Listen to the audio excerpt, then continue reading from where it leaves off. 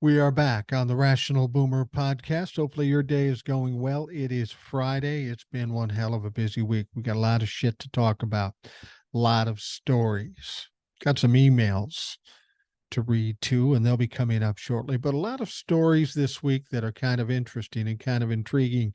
But I want to start out with one story that I don't think is really a story. I was watching TikTok yesterday, and I was seeing people come up with a story every so often. And the story goes like this. Hey, did you know that Jack Smith met with a grand jury in Washington, D.C. secretly, and he had some sealed indictments? Oh, the stuff on the sitting members of Congress is coming quickly, any day now, because of that meeting. Now, when I heard that on TikTok, I thought, well, I need to check into that. I need to see where the source to that is. And I looked and I looked and I looked, and there is no source for it. I don't know how it started, but I tell you what some TikTokers do, and I did it maybe once or twice when I first started. You see something kind of cool, kind of exciting, and I got to fix my light here.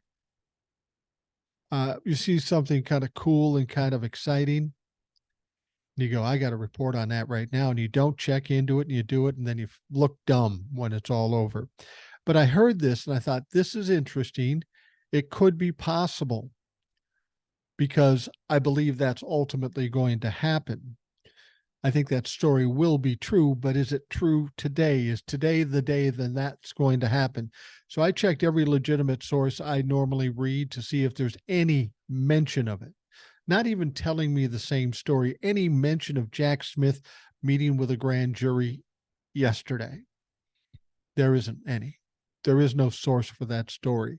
Somehow it caught fire on TikTok. People picked up on it and said, well, if they said it, it must be true. And then it kind of turns into the telephone game. You know, everybody's telling the story and adding new stuff to it. The last story I heard made it questionable to me because they said, well, I had this secret meeting with a grand jury. I wouldn't have a secret meeting with a grand jury. He'd just go. He probably wouldn't promote it, but it wouldn't be secret. Secondly, they said he had these sealed indictments. And of course, these people were presuming, well, if he's got sealed indictments in Washington, D.C., they're going after the members of Congress. But here, the thing that concerned me about that comment was if they were sealed indictments, we wouldn't know who they were for. Not yet, anyway, not until they announced it. So it just all seemed kind of sketchy to me. So I looked into it, I investigated it, I tried to research it, and found absolutely nothing.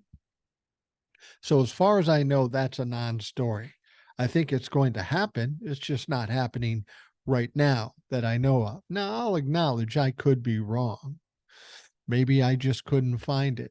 And if anybody out there is familiar with the story and has read this story, you have a link, by all means, send it to me at rationalboomer@gmail.com. But I've had a lot of people looking for it.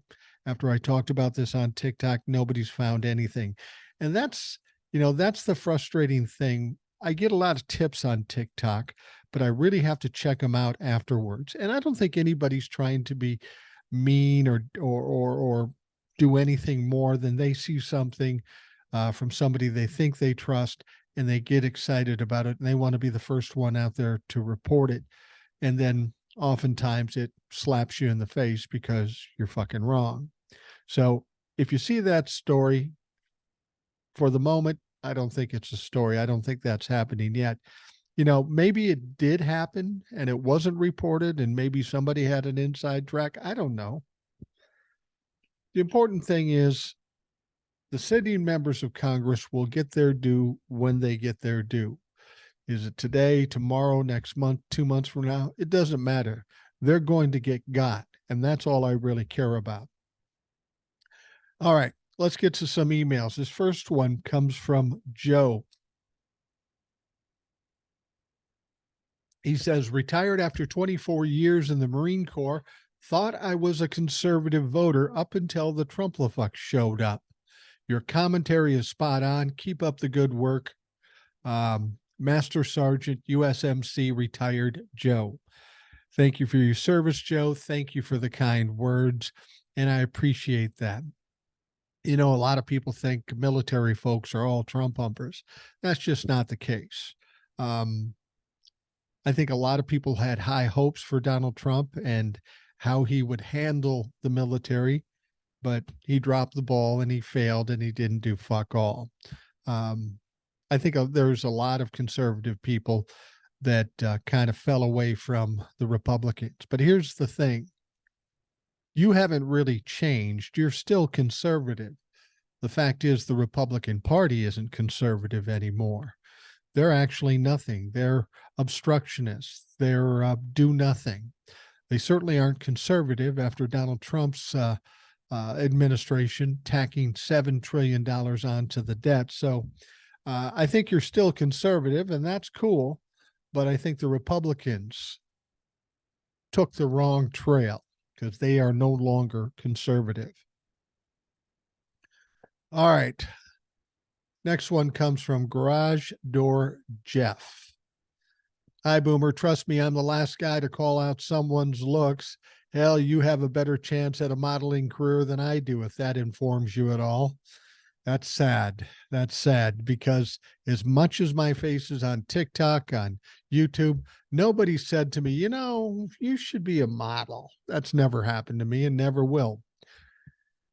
But he goes on to say, but Jordan is so unsettling looking. My wife doesn't follow stuff closely and asks, which one is Jim Jordan? I said, he's the guy who is somehow all the same color, his hair and his skin and his teeth and his eyes and even his shirt are all kind of a sickly brownish gray. I never thought about it, but that makes sense. He said he's a guy who is somehow the same color. She saw him later and said, holy cow, you're right, he is. Sherwin Williams might want to call it near-death taupe. I think that's a good name. Jeff wraps it up by saying, is it just me? Or who in the fuck looks at Paul Gosar and says, yes, that's my guy. Good grief.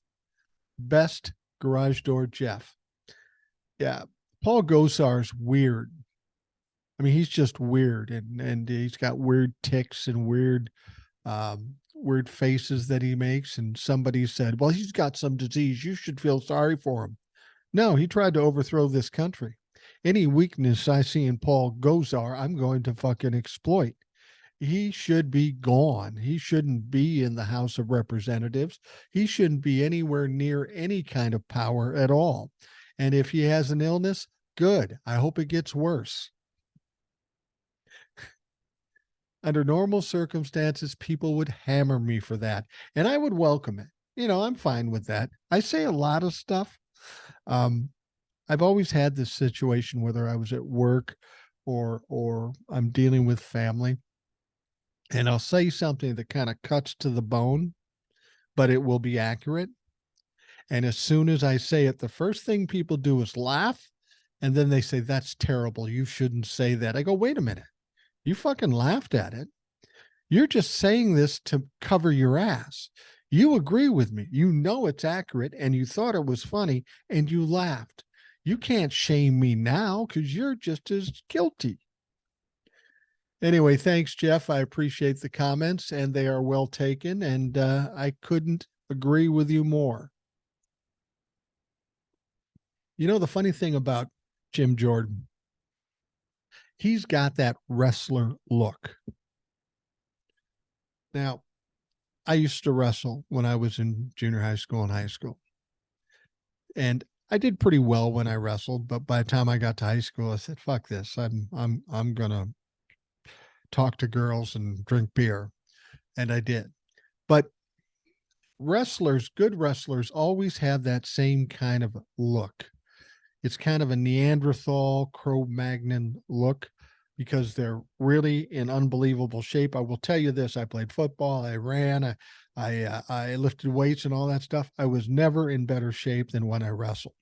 It's one of those things that gets you in really good shape. And these people who are good wrestlers are in very good shape. I don't know about Jim Jordan, but somehow it's a certain group of people that are wrestlers. They're not usually really tall and they're kind of bulky, and they got this Cro-Magnon or Neanderthal look. And well, most of them are nice people. Not all. They're not the sharpest group of sportsmen, but I have a lot of friends that wrestled, and I'm not trying to put them down, but he looks like the epitome of a wrestler who probably wasn't very good and clearly has some other issues. So fuck Jim Jordan. All right, I got a long one here now, and I always welcome the long ones. It says, hello again from Northern Michigan. I get so tickled listening. Everything I want to say or believe is consistently compatible. Before I forget again. I intended to say in my first email, thank you, Ed, Eric, Jace, Darren, Viv, and so many others I've heard and listened to. Maybe someday I can name you all, or maybe someday you can just come on the show. You're obviously prolific in your thoughts, and you write the emails. Come on the show. She goes on to say, particularly, however, old soul, you are special. I stared listening one podcast before your live podcast with Mike. I almost felt like crying. I literally do not have another female that agrees with me or possesses equal-minded truths. I would give anything to have someone like you in my life, woman to woman. So, old soul, I will have that relationship vicariously through this podcast. So, old soul, you're getting called out again. You may need to come back on. And you're welcome anytime you want to do that. She says, where I live, the majority of women have no understanding or try at all to understand politics. 95% of the time, they just vote or believe what their husband believes. Not saying that educated or trying to be educated, looking for the truth. Folks don't live here, but we are very few. If that isn't true, I have yet to be convinced. I fall into the trying to be educated category. Backwards, self-righteous thinking is more popular. I forgive that, but I don't have to like or agree with it. Quick note before I go on. Most other countries know our Constitution and how our democracy works better than Americans. So I wouldn't put it past Hamas getting additionally charged because we just voted off Speaker of the House. How dumb to try to win a Super Bowl without a quarterback. Thanks, Matt. To start, if you listen to this, no, I'm not in favor of one state of being or country. I'm well aware how important it is to support our allies, especially today. Let's begin. Is this going to be a seminar? I'm cool with it if it is. I'm just wondering. Let's begin. Just because you live in Israel, it doesn't make you Jewish. Just because you identify as a Palestinian doesn't make you a Muslim. Within the different groups, there are also denominations. Similarly, like Christian denominations, and if you take out the religions and all, many people are just not committed to any of them. For example, as I have read and recently read again, Palestinians as a people are many, many, many generations old. A people without a land they can call theirs. Let's say guests in their own land. Basically, they're largely Muslim, but with that, they don't identify being Palestinian because of being one religion. Not too unlike what Americans intended to be, at least not until today. Today, we have current government officials pushing Christian nationalism. Yay for the Bill of Rights. The First Amendment that created our Constitution. The guidelines that everyone can recite by heart. Why, sure you can. It's easy when you only fight the hardest for the one. I'm still trying to read and understand it, but I can't quote it, and it's pretty multifaceted. Anyway, the Palestinians, they have just happened to be between the Mediterranean Sea and the River Jordan. Ouch. They are undoubtedly too close to the Holy Lands that multiple religions want to call their own. I guess a neighbor who believes via teachings to be good to your neighbor is only for the like-minded. Go golden rule. Fun fact, if everyone truly wanted and prayed for peace, there would be peace. Mike, as for your thoughts about the chain of events that emboldened Hamas, I wholeheartedly agree in your non-conspiracy theory. You're not alone. I have two of my own. Trump's quid pro quo with Ukraine, pressuring the just recently elected Vladimir Zelensky, that whole mess, because Trump didn't get what he wanted. He canceled any visit here in the United States with Vladimir. And then all of a sudden, Russia threw out the false news that it was Ukraine that interfered with our democracy, and so much more bullshit was part of that historical event, which is absolutely a ridiculous claim. Why would Ukraine give a fuck about our elections? On the other side, why would Vladimir Putin and the Russians be interested in our elections? Well, now that makes more sense, doesn't it? That's exactly what Vladimir wants to do. Now, she goes on to say, my thought is that Trump knew more about the intention of Putin and his war against Ukraine. I believe if Trump was reelected, he was going to perform a historical victory, damn near miraculous. I think possibly that Trump and his BFF Putin could have had a plan. A way to elevate the Holy Messiah Trump and reinforce more believers. Let me just say this. I think you're giving Donald Trump too much credit. I don't think Donald Trump was in on the plan. He didn't need to be in on the plan. He was nothing more than a useful idiot. Vladimir Putin is far more intelligent than Donald Trump. He's a piece of shit, but he's more intelligent. Well, anybody's more intelligent than Donald Trump. I think Putin just manipulated and used him as a useful idiot. I don't think Donald Trump was in on anything. All he ever wanted was a pat on the back, some money, and some praise. He doesn't give a fuck about strategies. He doesn't give a fuck about anything but himself. So she goes on to explain, she says, be clear, these are my thoughts only. I think Trump was fixing to claim, I stopped the war. I'm the greatest president for always and forever in the history of the world.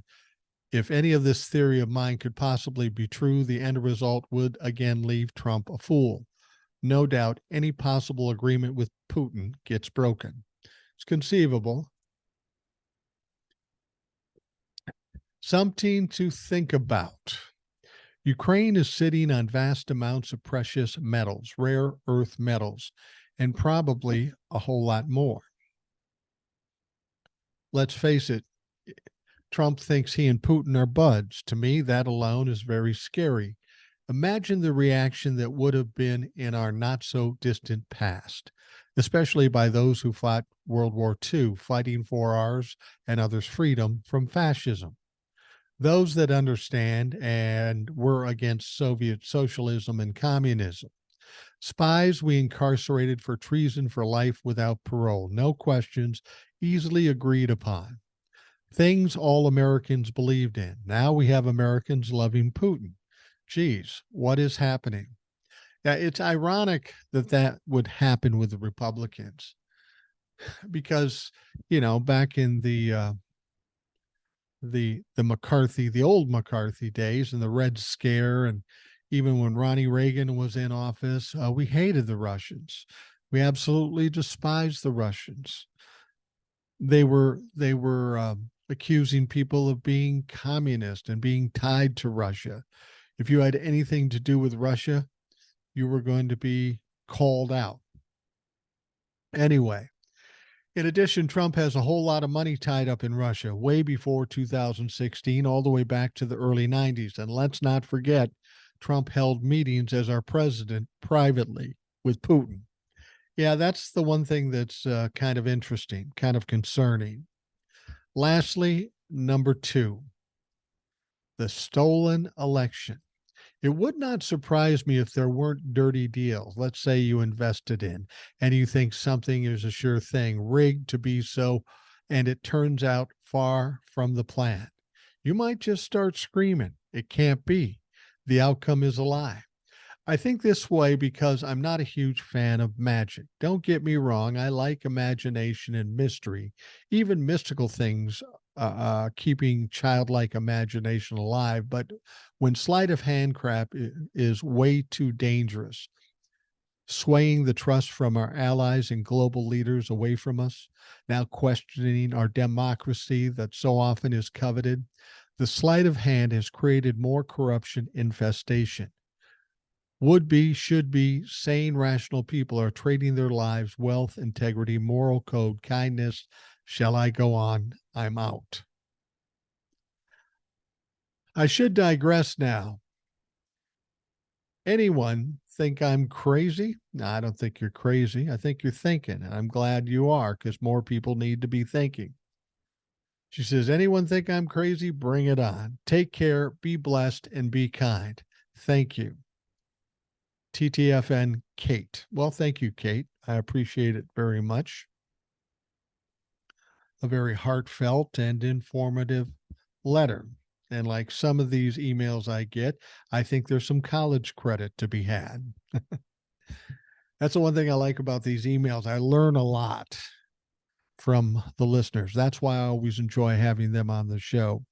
Like I've said many times before, the only reason I'm the smartest man in the room when I do this podcast is because I'm the only man in this room. There are a lot of people out there in the audience that are just as smart or even smarter than I am. So I'm always thirsty for input from the listeners. All right, the next email. Hey, Boomer, been thinking about a few things and kind of put together a timeline of things in my head.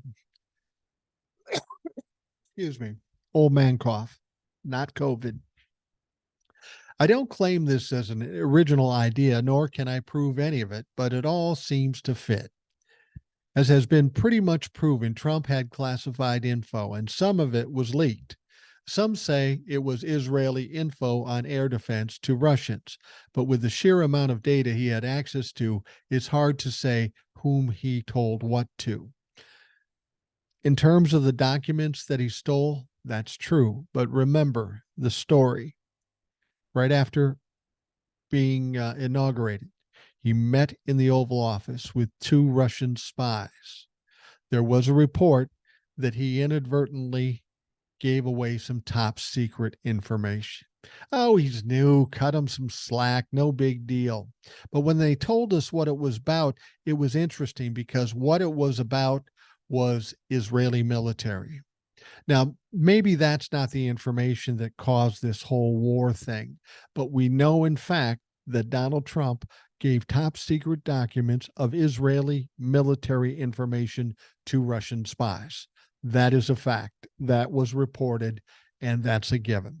Now, whether that was part and parcel to what's happening in the Gaza Strip, I don't know.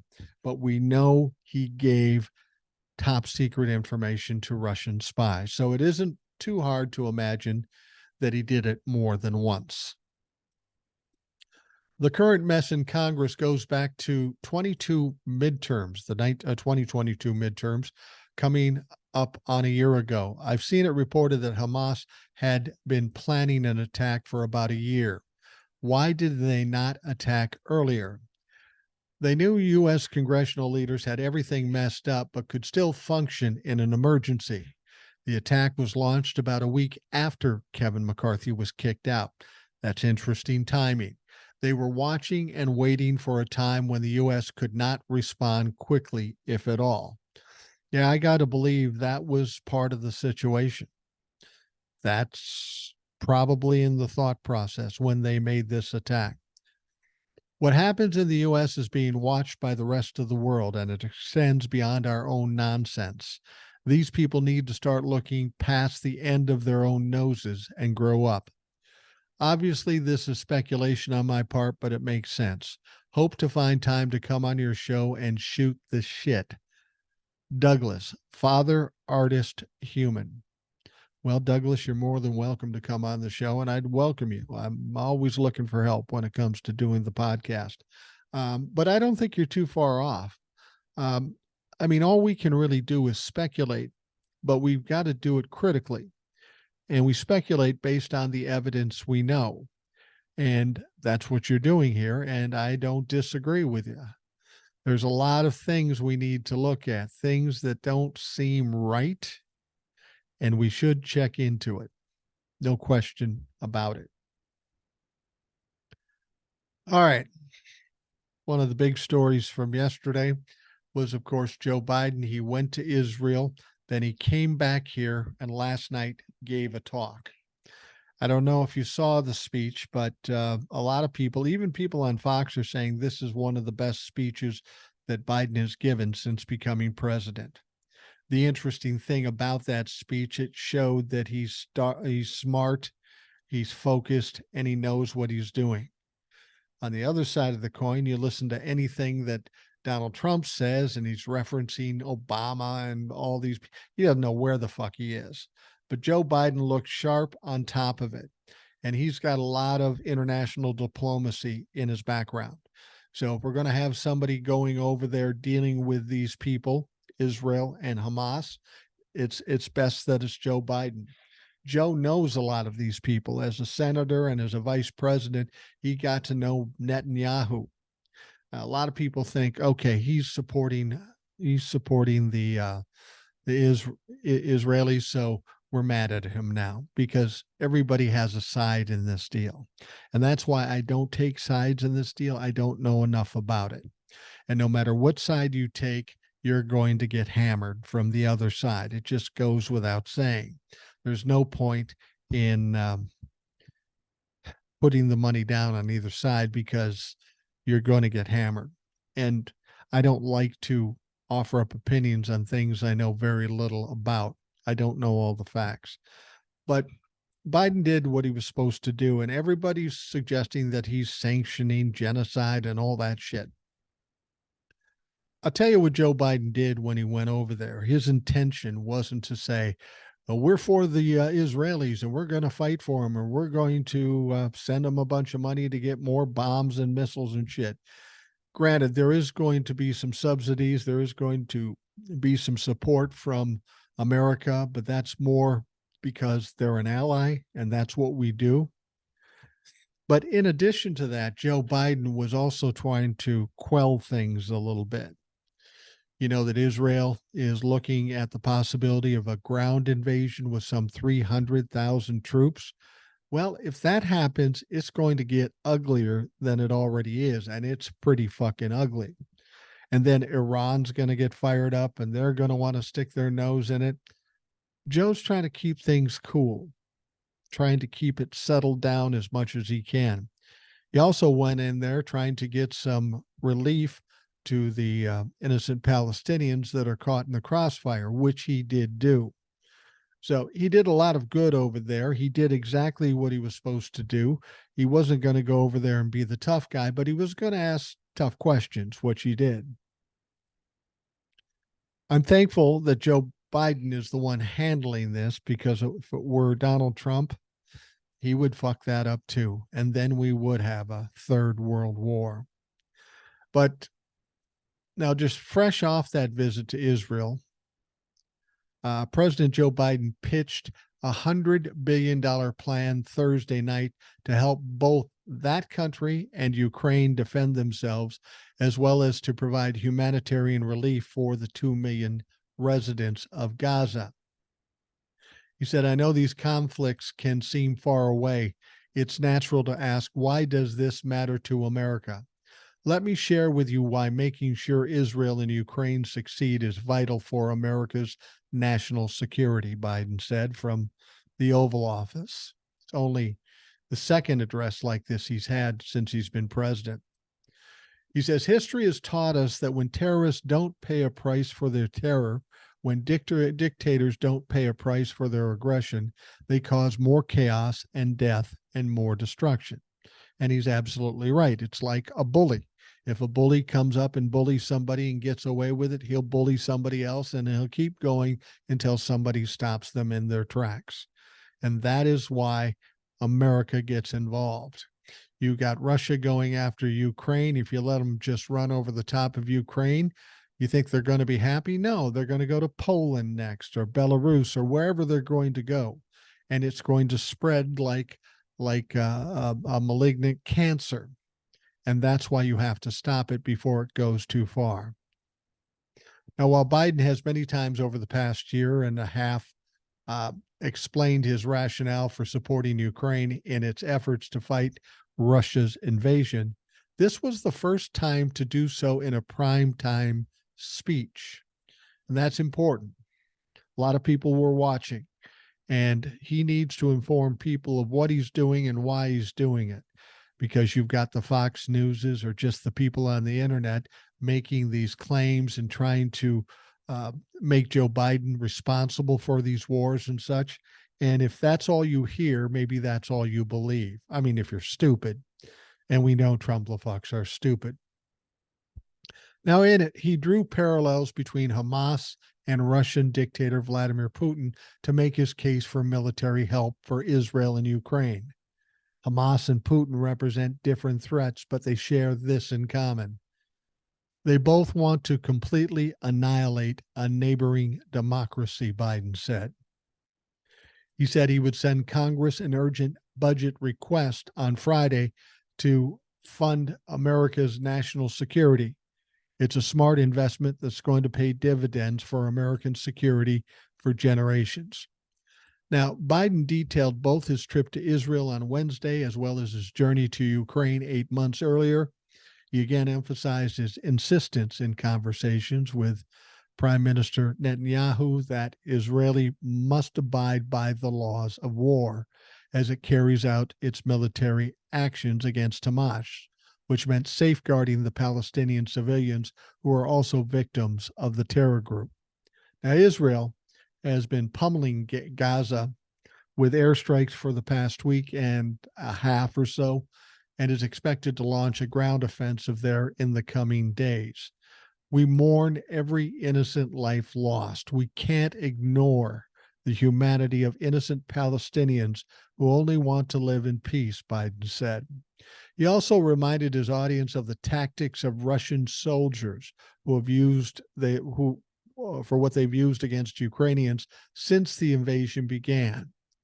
We have not forgotten the mass graves, the bodies found bearing signs of torture, rape used as a weapon by the Russians, and thousands of Ukrainian children forcibly taken into Russia, stolen from the parents.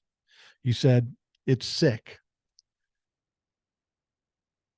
And Biden cautioned Americans against the anti-Semitism as well as the Islamophobia at home amid so much anger, recounting the story of Wadia El-Fayoum, a 6-year-old boy who was stabbed to death in Chicago last week. Biden said, a little boy here in the United States, a little boy who just turned 6 years old, was murdered in their home outside of Chicago, Biden said. His name was Wadia. Wadia, a proud American, a proud Palestinian American family. We can't stand by and stand silent when this happens.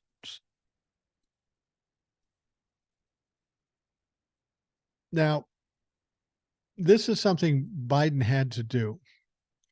He had to explain the situation. A lot of people don't understand what's going on over there. Most of us don't understand the intricacies of it. But we do have to know what's going on and why we are getting in the middle of it. Too many people, like the Republicans, want to see us as isolationist. But as the most powerful country on the globe, we do have some responsibilities to keep countries that can't protect themselves as well as others can when they're attacked by terroristic organizations, whether that be Russia or Hamas or any of the terrorist organizations out there. It's incumbent on us to get involved and stop that shit. I mean, it's kind of like when you're in school, you're in junior high school. I had this very same situation. Friend of mine, we were both bigger guys. We were athletes and we were thought to be formidable. Should we get into a fight in junior high? You know, it's junior high. But frequently, a friend of mine and I would see bullies, and we both had similar experiences at home, so we hated bullies. And when there was a bully picking on some little kid, we'd step up and say, hey, knock that shit off. Now, these bullies weren't big enough to handle us, so they would back off. And We felt like it was our responsibility. I couldn't stand there and watch some weaker kid get beat up by a bully just for the sake of getting beaten up. And it's the same thing for America. We see a country like Ukraine being attacked by a superpower like Russia. We've got to step in and push back. We can't let these people roll over the top of weaker people and let them continue to maraud through the fucking world, um, taking over weaker countries willy nilly. It's the same thing. It's the right thing to do. And I know Republicans aren't big on doing the right thing, but too fucking bad. The vast majority of Americans are for that kind of actions by the United States. All right, we are going to take a quick break and we'll be right back.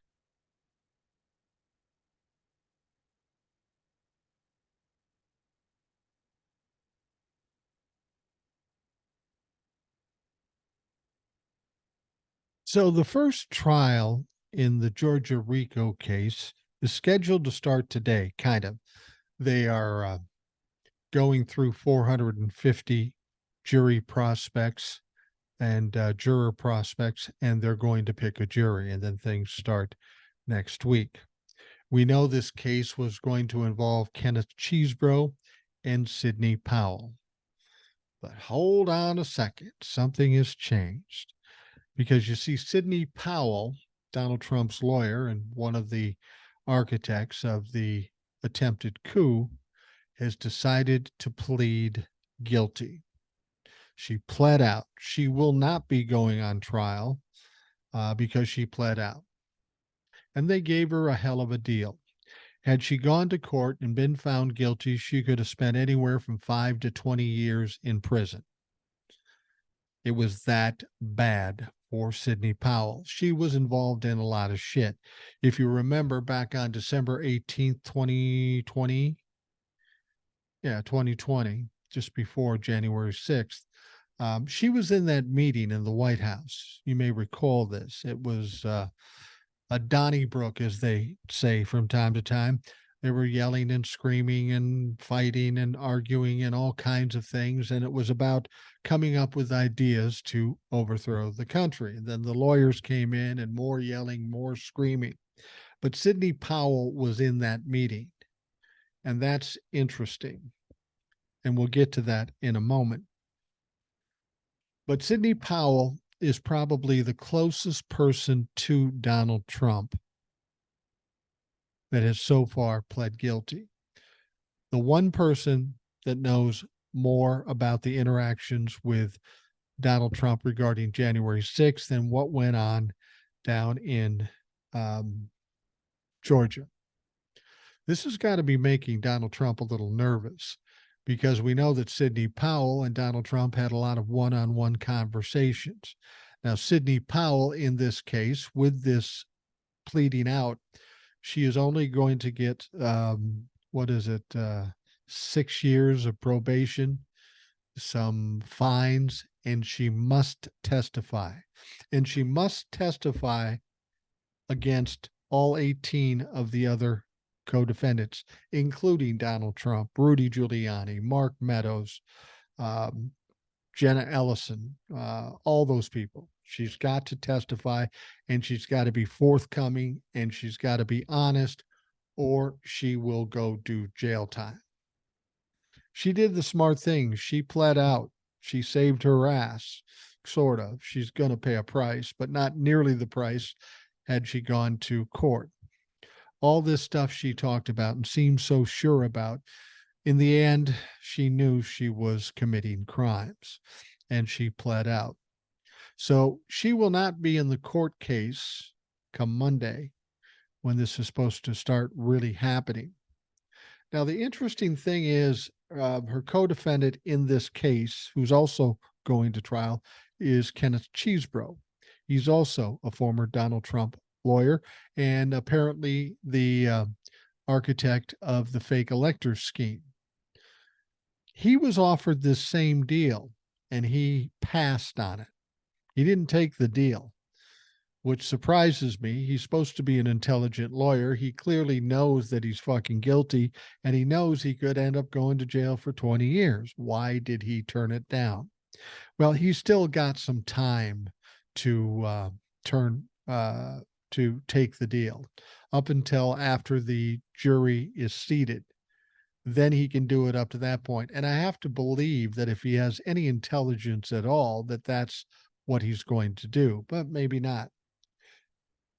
The one thing this will do with Sidney Powell pleading out, it's going to scare the fuck out of Donald Trump.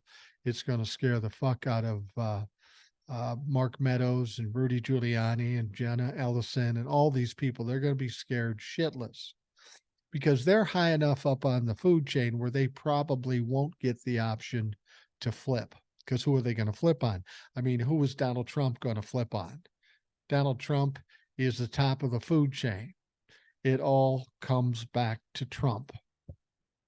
So anyway, the interesting thing about this, she got this deal just for the state of Georgia.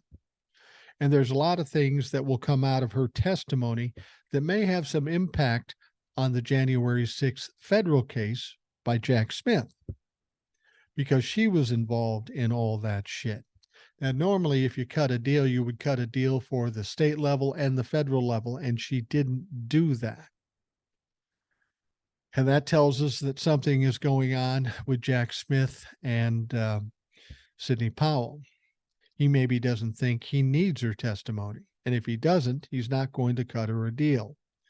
And as much as she may have gotten off easy in the Georgia thing, it's not likely she'll get off easy in the federal case unless Jack Smith says, well, you flipped over here. If you flip for us, we'll cut you a deal.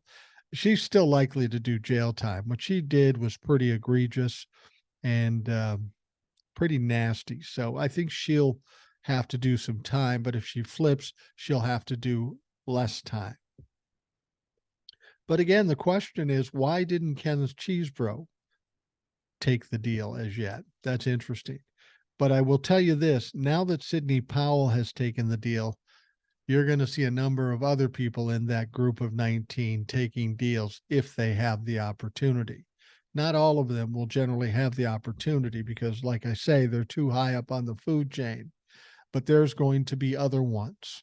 I've heard as many as 9 people cutting deals. We have 2 now.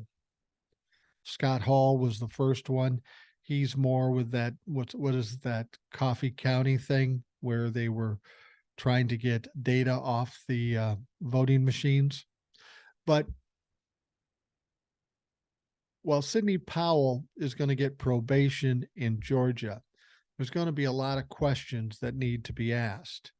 And that will be on the federal level because Sidney Powell talked to Donald Trump about a lot of things, fake electors, seizing voting machines, stealing data.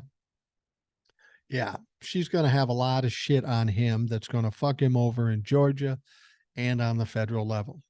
Every day, this gets tighter and tighter, the noose around Donald Trump's neck. For those of you that think, he's going to get away with it, don't be stupid. He's not getting away with anything. He's going to get got one way or another. There is no way for him to slip out of this. Now, Sidney Powell pleaded guilty to reduced charges Thursday regarding the efforts to overturn Donald Trump's loss in the 2020 election. Powell, who was charged alongside Trump and 17 others with violating the state's anti-racketeering law, entered the plea just a day before the jury selection was set to start in her trial, which is today. She pleaded guilty to 6 misdemeanors related to intentionally interfering with the performance of elections. She got off a lot of other charges, more serious charges, by pleading out. Now, as part of the deal, she will serve 6 years of probation, will be fined $6,000, and will have to write an apology letter to Georgia and its residents. Now I'm going to have to get into Georgia government, make sure that Sidney has my address. Since I have a place in Georgia, I want to get that fucking letter. I'll read it right here. she also agreed to testify truthfully against her co-defendants at future trials. Sidney Powell is 68 years old, was initially charged with racketeering and 6 other counts as part of a wide-ranging scheme to keep the Republican president in power.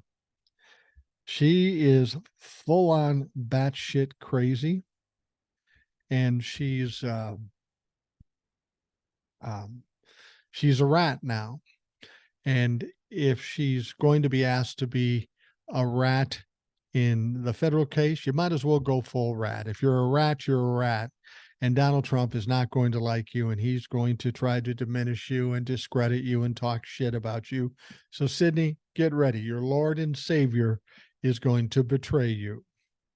Prosecutors say she also participated in an unauthorized breach of elections equipment in rural Georgia County Elections Office. Now, the acceptance of the plea deal is a remarkable about face for a lawyer who perhaps more than anyone else strenuously pushed baseless conspiracy theories about a stolen election in the face of extensive evidence to the contrary. Yeah, she's crazy. She was spewing conspiracy theories and saying it was a stolen election, even though there was zero proof of it. Now, prosecutors compel her to testify. She could provide insight on a news conference she participated in on behalf of Trump and his campaign shortly after the election, and on a White House meeting she attended in mid-December, that one on December 18th, where the strategies and theories to influence the outcome of the election were discussed, and there was a lot of fighting and arguing and threatening. Now, Powell was scheduled to go on trial on Monday with Kenneth Chesebro after each filed a demand for a speedy trial. I'm thinking Ken is getting some buyer's remorse on that concept. Jury selection was set to start today. The development means that Chesebro will go on trial by himself, though prosecutors said earlier that they also plan to look into the possibility of offering him a plea deal. Well, they already did that, and he turned it down. I really hope that Kenneth Chesebro goes to trial, because this is Georgia, and that means that it will be on TV. This pleading out with Sidney Powell was on TV. You can all see the video. Just go looking for it, and you can hear her say, "I plead guilty." It's ironic, given, as we said earlier, how sure she seemed of herself leading up to this point. Now, Barry Coburn, he's a Washington-based lawyer for Powell, declined to comment on Thursday. A lower profile defendant in the case, bail bondsman Scott Graham Hall, last month pleaded guilty to 5 misdemeanor charges. He was sentenced to 5 years of probation and agreed to testify in further proceedings. Now, prosecutors allege that Powell conspired with Hall and others to access election equipment without authorization and hired computer forensic firms Sullivan Strickler to send a team to Coffee County in South Georgia to copy software and data from voting machines and computers there. The indictment says a person who is not named sent an email to top Sullivan Strickler executive and instructed him to send all data copied from Dominion voting systems equipment in Coffee County to an unidentified lawyer associated with Powell and the Trump campaign.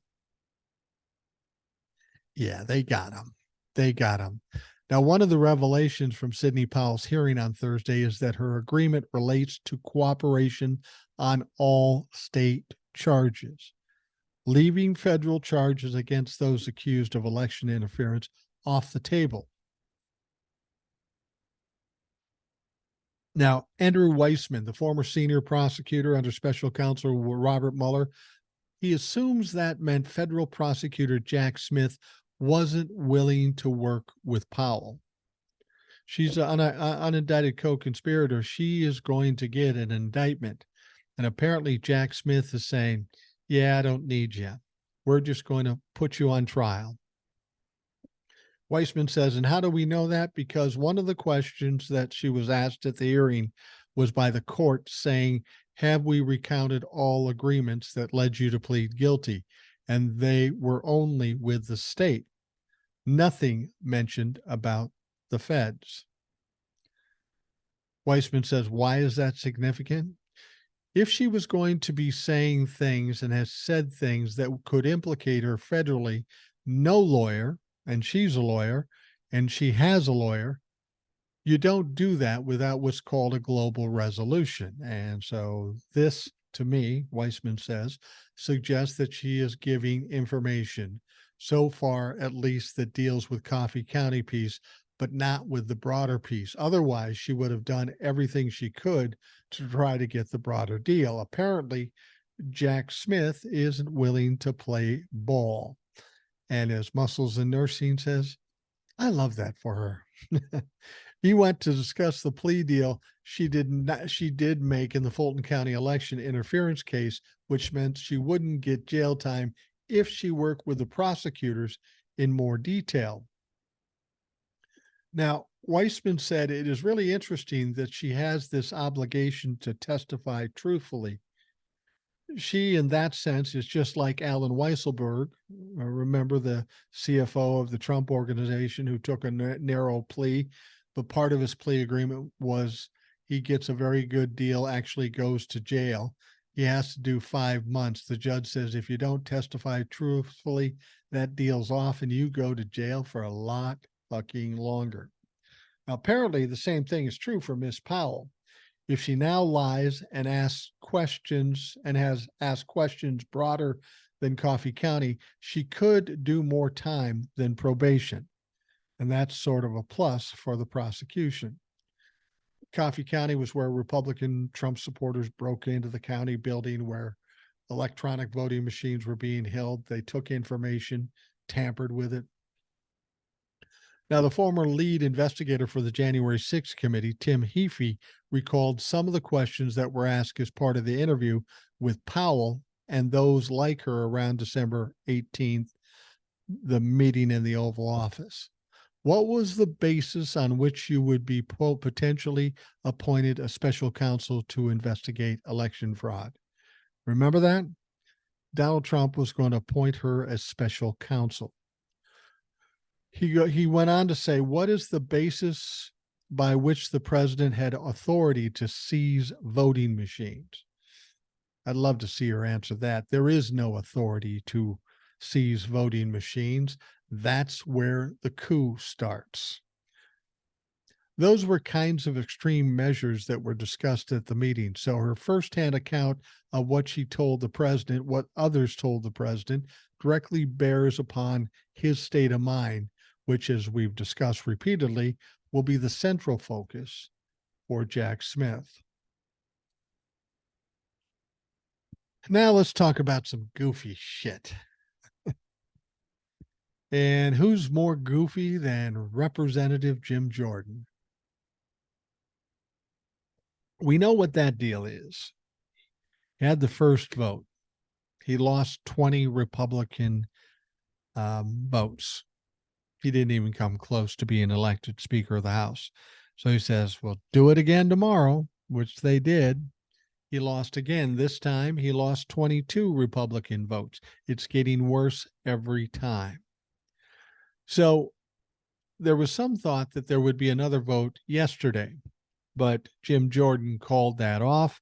And he said, you know, I would be interested in hearing about the concept of expanding the powers of the temporary Speaker of the House who's currently there, McHenry. He thought that might be worth looking into. And at that point, the common thought, the popular thought was that Jim Jordan had given up and he wasn't going to do it anymore. Let's just get down to business. And I thought to myself, wow, Jimmy gets it. Jimmy understands that the Republicans are saying to him, we don't like you that way. We're not that into you. So we thought, okay, he's going to let this go. He has no chance of winning. But that's not the case. He flip-flopped and changed it up. Jim Jordan began the day by saying he was not going to seek another vote for Speaker, but that changed after a 4-hour meeting with the House Republican Conference. According to Fox's Chad Pergram, Representative Andy Barr claimed Jordan would consult with his family and make a decision on whether he's going back for a third vote. Well, I don't know why that's any good. Clearly, he doesn't listen to shit. He's not self-aware enough to know that he has no chance of being Speaker of the House. These people just don't like you and don't want you to be Speaker of the House. He did sound like he was interested in extending some powers to the temporary Speaker, McHenry, but that changed too. That whole concept is dead. So what do we have? We have one nominee for the Speaker of the House who can't get 217 votes. The quick patch or fix by having McHenry getting more power so we can get some business done in the House, that took a shit too, because the MAGA fucks don't like that. And they don't like it because they would have to involve some Democrats in getting this done. So MAGA didn't like that. So within an hour after saying he was going to talk to his family, the New York Times reported Jordan was in for a third vote, despite the fact that he wasn't expected to win. I don't understand that concept. You know you're not going to win, so you're going to hold the vote, which is exactly the opposite of what Nancy Pelosi would do. We know she would never hold a vote unless she knew she was going to win, but apparently Jim Jordan is not afraid of being embarrassed. I mean, granted, he's probably used to it by now with all the embarrassments he's gone through so far. Now, his decision came after a furious backlash from rank and file Republicans, including many of his far right supporters, who said empowering Representative Patrick McHenry, a stand in appointed to the post after the ouster of then Kevin McCarthy, would effectively cede control to the House floor to the Democrats and set a bad precedent. You mean a worse precedent than absolutely not getting anything done and not being able to elect a Speaker of House? That would be a bad precedent too. Be a worse precedent. Now, Washington Post reporter Aaron Blake charted Jordan, who lost 20 votes in the second ballot on Wednesday, is expected to lose 22 or 24 on the third ballot. Actually, that's wrong. He lost 20 in the first ballot, 22 in the second ballot, and he's expecting to lose more. The word from the 22 that voted against him this last time around, they kind of polled them unofficially, and they all said, yeah, we're not voting for Jim. We're not voting for Jim. And keep in mind, Jim can only lose 4 votes. So with 22 people voting against him, he's got to turn the ideas of 17, 18 people, and that's just not going to happen. You got to wonder, you know who's getting a lot of heat right now is Matt Gaetz. Apparently in this meeting, Kevin McCarthy screamed at Matt Gaetz, and one representative, I don't recall who it was, but apparently he lunged at Matt Gaetz. What they're angry about is something they're just as guilty of. You got 8 people on the Republican side of things that basically kicked out Kevin McCarthy. Now, they kick out Kevin McCarthy, but apparently they have no plan, because we have no speaker, no prospects for having a speaker, and we get nothing done. And this is a huge embarrassment for the Republican Party. And the Republicans with reasonable minds, and I say that in quotes because it's all relative, they're angry because they're looking foolish, and they're going to have to go back to their districts and explain why they're fuck ups. And it's it's not good for them. So they're getting very angry at MAGA, and they're getting very angry at Matt Gaetz. But I got to tell you, you got to question the Republicans. You've let this MAGA group, this minority group in your caucus, muscle you around and you did whatever they said. Are you really that surprised that now you're in a fucked up position by doing that? Come on. You can blame MAGA. They are certainly the problem in this issue. But all of you that just went along to get along, you fucked this up too. It's the whole Republican caucus that fucked this up. Because as I've always said, if you're MAGA, I hate you. If you support MAGA, you're basically MAGA, and I hate you too. And the Republicans are now stepping back saying, oh no, this isn't right that this small group is controlling us. Yeah, you should have recognized that 4 years ago. Kelly Armstrong, a representative from North Dakota, said, we took out our leader. We took our second in command out. We took our grassroots folk hero out. Are you talking about Jim Jordan? Fuck you. Or at least we're in the process of doing that, said Representative Kelly Armstrong. And according to Ben Jacobs, eventually we're going to run into an attrition problem. That's unsustainable. And it is. Now, what's interesting about this, knowing that there would be some pushback and Jim Jordan would have trouble getting elected, they had a strategy. And the strategy they employed is the very same strategy they employ with Democrats: bullying, making threats, harassing. There's a shocking voicemail. This was obtained by CNN. And that demonstrated the level of vitriol being leveled at some Republican lawmakers and their families, all trying to force people to vote for Jim Jordan. Now, just think about that for a second. We have Republicans threatening Republicans to do their bidding, but the Republicans won't do it. What's that tell you about the Republicans in Congress? They're a fucking mess. You're worried about 2024? They can't elect a Speaker of the House. I wouldn't worry about 2024. Now, so on CNN, Jake Tapper played the message sent to the wife of an unnamed GOP congressman opposing Jordan after cautioning, this is pretty ugly stuff. And I listened to the audio. And the first thing I get is the guy talking clearly isn't a politician. He's clearly not very bright and certainly not very articulate. He sounds like an adolescent when he's making these threats.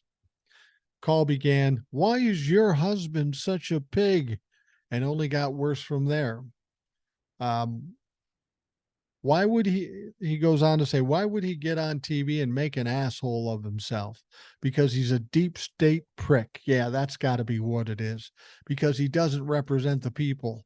So what we're going to do is we're going to fucking follow you all over the place. We're going to be up your ass fucking nonstop. We are now Antifa.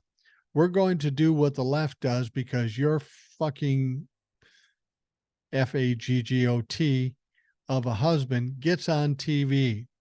Oh, the bad guys, they did stuff. I need to vote for Kevin McCarthy, a piece of shit who everybody knows. And for his piece of shit ass to talk about Americans who are actually fighting for Americans, as the bad people says everything about him. So fuck you, fuck your husband. And we're not like the left. We aren't violent, but we're going to follow your ass to every appointment you have, everything you fucking do. Goes on to say, your husband's an asshole. You should fucking talk to his stupid ass. We're at war. Israelis are being killed. And your dumb husband is acting like a fucking 2-year-old. No wonder he's a fucking warmongering piece of shit. So listen, you're going to keep getting calls and emails. I'm putting all your information over the internet now. Everybody else is. And you will not be left alone because of your fucking FAGGOT husband, Jim Jordan, or more conservative, or you're going to be fucking molested like you can't ever imagine. And again, nonviolently. You're going to be molested. It's going to be nonviolent, but we're going to molest the fuck out of you. See what I mean? This guy sounds like an ignoramus. And again, non-violently. You won't go to the beauty parlor. You must be a bitch to marry a fucking ugly motherfucker like that. Now, again, I remind you, these are Republicans talking to their fellow Republicans. Democrats just sitting back laughing their asses off because they're killing themselves. Now, Jake Tapper went on to say, that is disgusting. The pressure campaign for Jordan was announced over the weekend. Calls like that started happening immediately. Jordan didn't denounce it until last night. What is going on in your party? Asked Representative Mike McCall, a Republican from Texas. Well, this shows you the level of political discourse in this country now. McCall began before Tapper interrupted. No, in your party, sir, in your party. McCall went on to call the tactics despicable and added, if this is the level of my party, I think it's in the gutter and we need to get out of the gutter right now. You're just realizing that. You're just now understanding that you have a fucking problem. See, that's what I mean by the Republicans. And this is why I don't worry about them in 2024. They can't come together to get a Speaker of the House. They can't even sit in a meeting without arguing or lunging at somebody. This is truly a broken party. The Republican Party, as we once knew it, no longer exists. It doesn't exist. It's done. It's over. But in the process, while this is all going on, our country is suffering. In less than a month, we have to get this budget situation squared away. And there is nobody talking about it, nobody making plans to adjust for it. And if nothing happens, then the country will get shut down. And that will be yet another thing that goes against the Republicans because they will get the blame. The way they look is absolutely embarrassing. It's amazing to me when they came up with the idea of empowering the temporary Speaker, McHenry. That seemed like a logical choice. But the reason MAGA doesn't like it is because, well, then they'd have to work with the Democrats. These people are so set on owning the libtards. But the fact is, they're just owning themselves. They should hope and pray for the help of the Democrats because that's the only way they're going to get something done. Now, somebody once said, who was it? I was just talking about it yesterday. Somebody on Fox was saying this. Yeah, if we're not careful, Hakeem Jeffries will be the Speaker of the House. They'll get 5 Republicans just tired of this shit and tired of their party and just say, fuck it, let's get Hakeem Jeffries in there. Now, yesterday I said, yeah, that's not possible. That's not going to happen. But with what went on yesterday, Jim Jordan still wanting to control things and try to run votes that he's not going to win, and then killing this whole idea with McHenry, it just shows the Republicans don't want to work. They don't want to do anything. They want to obstruct this. You have to understand, MAGA wants to crash the country. It may come to that point. It's gotten to that level where there may be 5 Republicans that say, fuck it, I'm not going to bury the country. I'm not going to commit political suicide. Let's just get Hakeem in there. He'll get 212 Democratic votes. If you get 5 Republicans that have any kind of integrity or credibility, they'll vote for Hakeem, and it could happen. It's still unlikely, but something unusual has to happen, and it has to be the Democrats, because that's the only way you can finish off MAGA. You're going to need a lot of Democratic votes, and if not all Democratic votes, and you're going to have to give the Democrats something that they want. They're not just going to hand it to them. I love how Marjorie Taylor Greene and some of these other fucks try to blame this whole issue on Democrats because they didn't vote for McCarthy and they didn't vote for Jim Jordan. If they'd just done that, we could have won. Well, why in the world do you think the Democrats have to bail you out? You have the majority in the House. You have the power to elect anybody you want. The fact that you're divided and the fact that you're broken and worthless at this point, not Democrats' problems. Why would a Democrat vote for Jim Jordan? Why in the world would that happen? This guy is the lowest of the low. He is a criminal. He is an obstructionist. No way Democrats are going to vote for him. So keep running, Jim, but you're just going to be wasting time and putting this country deeper in the hole. I don't know how this will all get settled, but the only way it can get settled is if the Democrats are involved.